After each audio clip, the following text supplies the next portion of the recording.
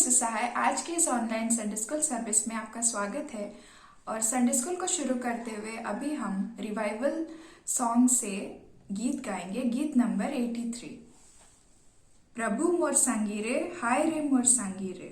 प्रभु मोर संगी रे, हाय रे मोर संगी रे, हाय रे मोर संगी रे। तोके मोय खोजो ना, तोके मोय चाहो ना, आओ प्रभु मोर जीवन में। तोके मोय खोजो ना, तोके मोय चाहो ना, आओ प्रभु मोर जीवन में। आकाश के देखो ना, तारे गण के देखो ना हो,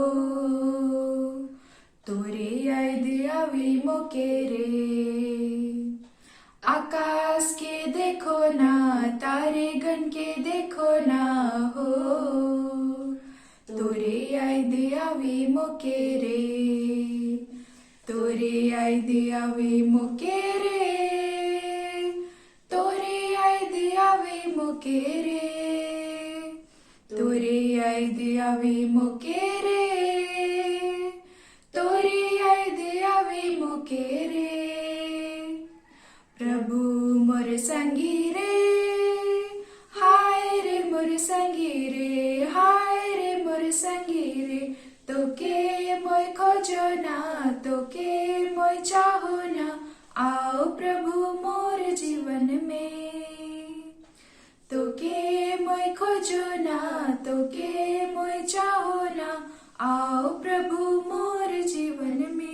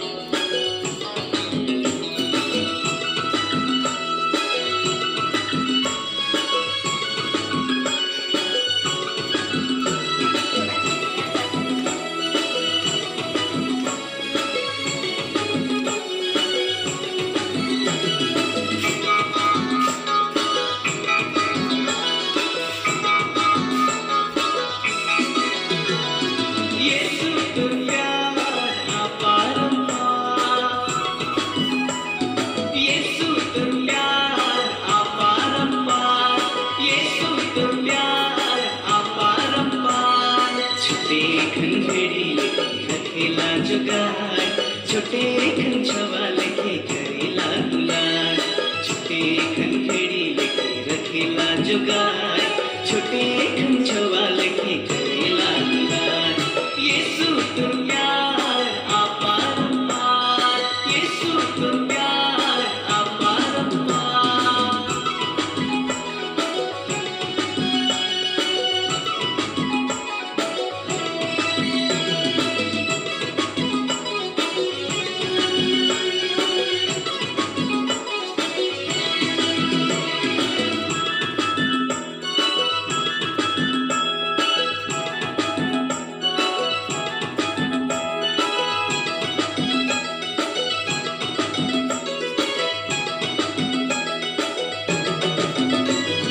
सुनसान डहर मचे हाथ धरेला, केहू नहीं संग बेड़ा साथ चलेला।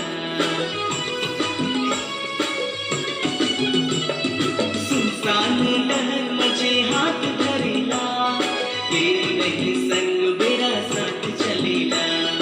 तोर दुल्हन के यीशु कहियो नी भुलाबो, तोर पियर के यीशु कहियो नी भुलाबो, तोर दुल्हन के यीशु कहियो नी भुलाबो, तोर पियर के यीशु कहियो नी भुलाबो। छोटे खंडड़ी लेके रखेला जुगाड़, छोटे खंचवा लेके करेला दुलार। यीशु तो प्यार अपरंपार।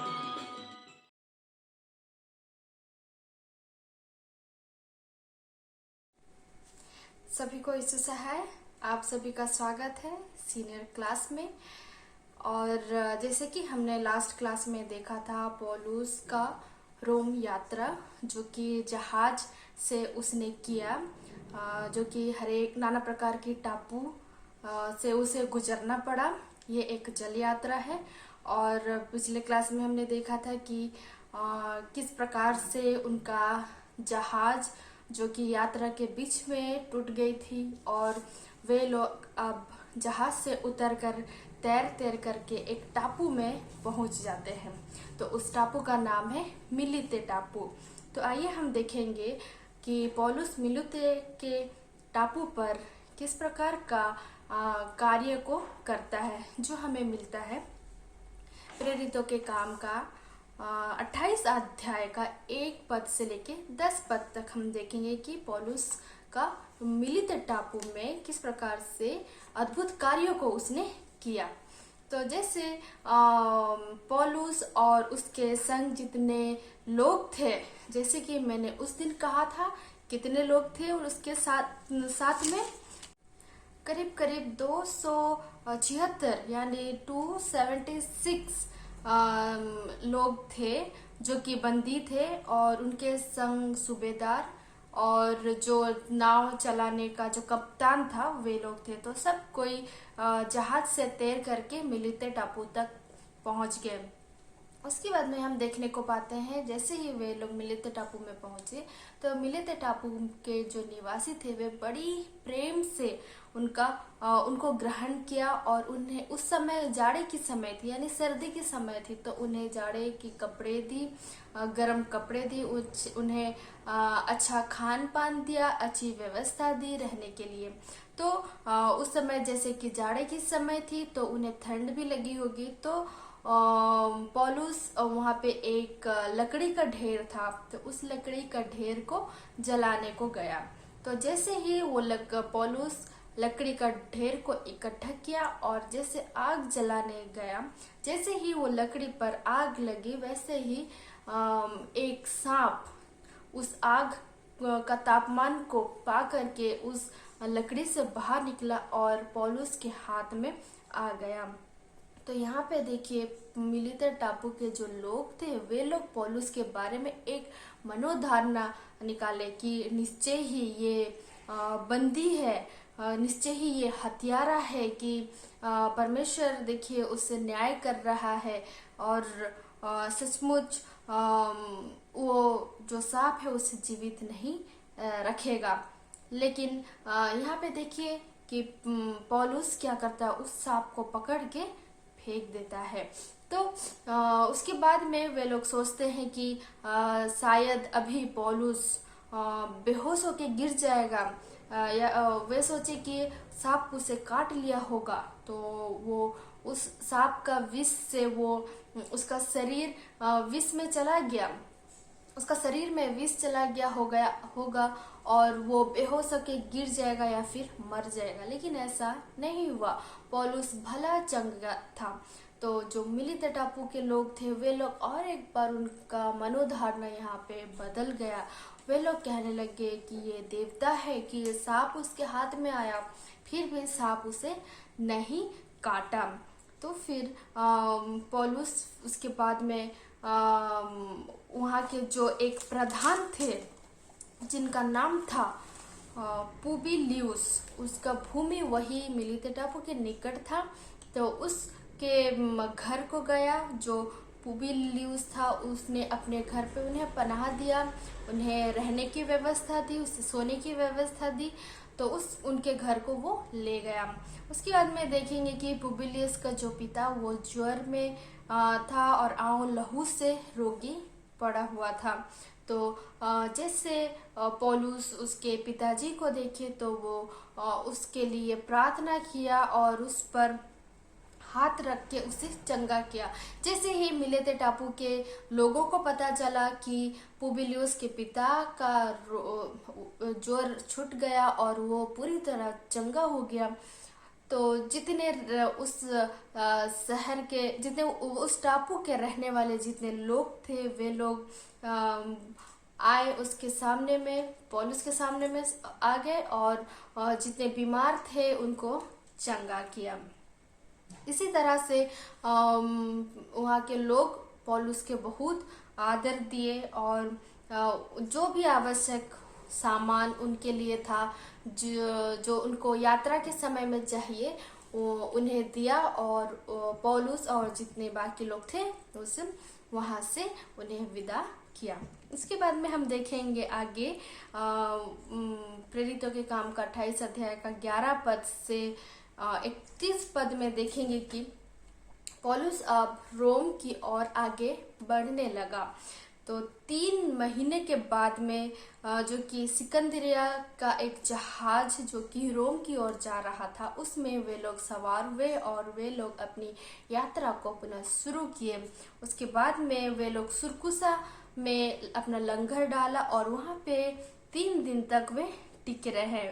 फिर वहां से घूमकर वे लोग रेगियुस में जा पहुंचे। और रेगियुस में जैसे कि दक्षिणी हवा चल रही थी, इसलिए वे लोग दूसरे ही दिन पुतियुली में आ गए। उसके बाद में पुतिलियू में वहां पे वे लोग 7 दिन तक रहे। उसी तरह से वे लोग आगे बढ़ते गए और वे लोग रोम को पहुंचे। तो हम देखेंगे उन्हें जल यात्रा में करीब करीब उन्हें 3 साल लगा रोम को पहुंचने के लिए। फिर अब हम देखेंगे कि जब वो पौलुस रोम पहुंचा तो रोम में क्या किया। जैसे ही पौलुस रोम में पहुंचा, वहां पे एक सैनिक था जो कि उसे आदेश मिला कि वो पौलुस उस सैनिक के साथ में अकेला वहां पर रह सकता है और वो सैनिक उसका देखभाल के लिए रहता है। फिर पौलुस वहां पे उस सैनिक के साथ में रहने लगा। फिर उसके बाद में उसने क्या किया, 3 दिन के बाद में उसने एक यहूदियों के प्रमुख को बुलाया और उनसे बातें करने के लिए उन हरेक को, जितने लोग यहूदी थे उस इलाके के, उन सब को इकट्ठा किया और वो कैसे रोम को पहुंचा, यानी वो अपना यात्रा काल के बारे में बताता है। कहता है कि तुम्हारे बाप दादों ने के व्यवहार के विरुद्ध मैंने कुछ नहीं किया, लेकिन फिर भी वे लोग मुझे यरूशलेम को ले गए ताकि वे लोग मुझे कुछ दंड दे, लेकिन मेरे खिलाफ किसी प्रकार का आरोप नहीं लगा जिससे कि वे लोग मृत्यु दंड दे सके। और इस तरह से मैंने कैसर की दोहाई दी और मैं यहाँ पे रोम को आ पहुंचा हूँ। ऐसा नहीं है कि मैं यहूदियों को या फिर तुम्हारे बाप दादों को कोस रहा हूँ या फिर तुम्हें दोषी ठहर रहा हूँ, परंतु मैं यहाँ पे इसलिए आया हूँ ताकि प्रचार का कार्य मैं तुम लोगों के बीच में भी कर सकता हूँ। इस प्रकार से पौलुस ने रोम में यहूदियों को के बीच में प्रचार किया। तब यहूदी लोग कहते हैं कि हमने भी सुना है कि तू इस प्रकार का प्रचार करता है। फिर उसके बाद में कुछ दिन के बाद वे लोग एक जगह में इकट्ठा हुए और सुबह से लेकर सांझ तक पौलुस परमेश्वर का वचन को सुनाया, मूसा के व्यवस्था के बारे में सुनाया और यीशु के विषय में समझाया, बताया, यीशु का पुनरुत्थान के बारे में समझाया, क्रूस घातित के बारे में समझाया। लेकिन बहुत सारे लोग जो कि उस परमेश्वर का वचन को ग्रहण नहीं किए, कुछ लोग जो कि ग्रहण किए, और हम देखेंगे कि बहुत सारे यहूदी लोग ने उसे ग्रहण नहीं किया और उसे तुच्छ माना। तो इसमें से पौलुस कहता है उन्हें कि जैसे कि यशायाह भविष्यवक्ता में लिखा है, तुम्हारे बाप दादों से ठीक ही कहा, जाकर इन लोगों से कह कि सुनते तो रहेंगे परंतु ना समझोगे, और देखते तो रहेंगे परंतु ना बुझोगे, क्योंकि इन लोगों का मन मोटा और उनके कान भारी हो गए हैं और उन्होंने अपनी आंखें बंद की है। ऐसा ना हो कि वे कभी आंखें से देखे और कानों से सुने और मन से समझे और फिरे और मैं उन्हें चंगा करूं। पौलुस जिन लोग ने परमेश्वर का वचन को तुच्छ माना, अस्वीकार किया, उनके बारे में पौलुस कहता है कि तुम सुनते तो रहोगे लेकिन नहीं समझोगे, देखोगे लेकिन नहीं बूझोगे, या उनका मन मोटा हो गया है और उनका कान भारी हो गया है, जिससे कि वो परमेश्वर के वचन को वे लोग ग्रहण कर नहीं पा रहे हैं। इस तरह से पौलुस रोम में भी प्रचार का कार्य को किया, यहूदियों के बीच में प्रचार का कार्य को किया और अन्य जातियों के बीच में भी प्रचार का कार्य किया। तो इसमें से बहुत सारे यहूदी ने वाद विवाद किया कि पौलुस इस प्रकार का प्रचार यहाँ पे रोम में भी कर रहा है। इसी तरह से पौलुस 2 वर्ष उसी भाड़े के घर में रहा और 2 वर्ष तक रोम में अपना जीवन को बिताया। उसके बाद में हम देखेंगे आगे कि बिना रोक टोक और निडर होके वो सुसमाचार को प्रचार किया। तो बच्चों, आज हम देखें कि पौलुस अपना अंतिम यात्रा रोम में किस प्रकार से समाप्त किया। तो आज का जो हमने सुना, जो कहानी सुना पौलुस के बारे में, इसमें से हमें क्या शिक्षा मिलती है?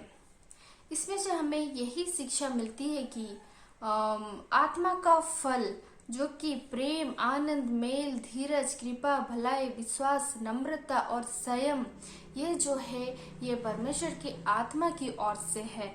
और ये परमेश्वर की आत्मा की ओर से जो फल अगर हम में है तो हम बड़ी ही धीरज के साथ में कार्य को करेंगे। जैसे कि पौलुस अपने जीवन में बड़े ही धीरज के साथ में और बड़े ही विश्वास के साथ में, आनंद के साथ में, प्रेम से हर एक लोगों को सुसमाचार प्रचार किया।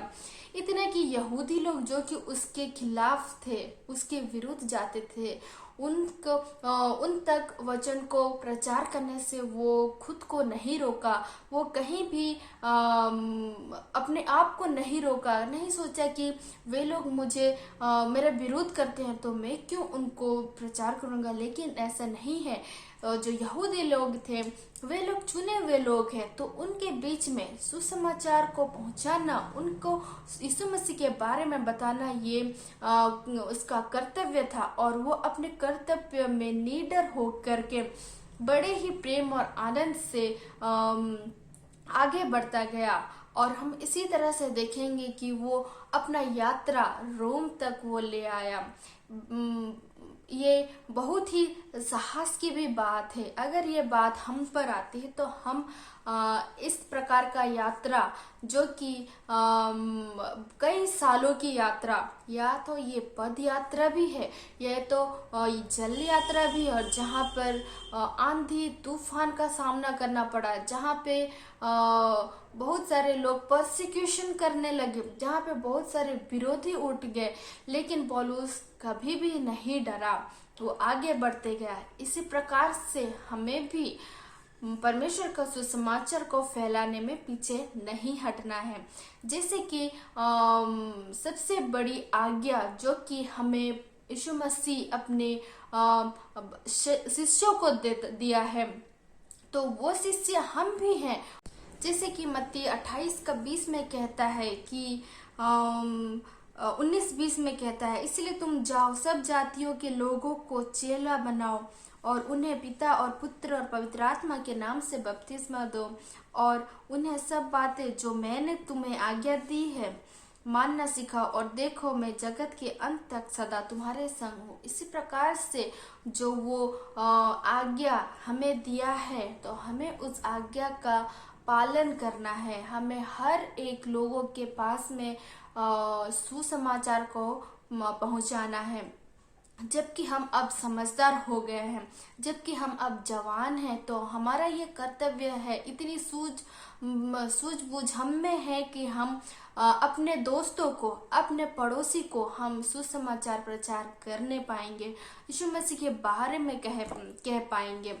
तो आज का वचन में मैं आपसे यही आग्रह करती हूँ कि आप यीशु मसीह का शिष्य समझे और उसका जो आज्ञा है उसे आप पालन करने को पाए। हम और नेक्स्ट क्लास में देखेंगे कि पौलुस का अंतिम सांस वो कहाँ पर लिया, उसकी मौत कैसी हुई और कहाँ पर हुआ।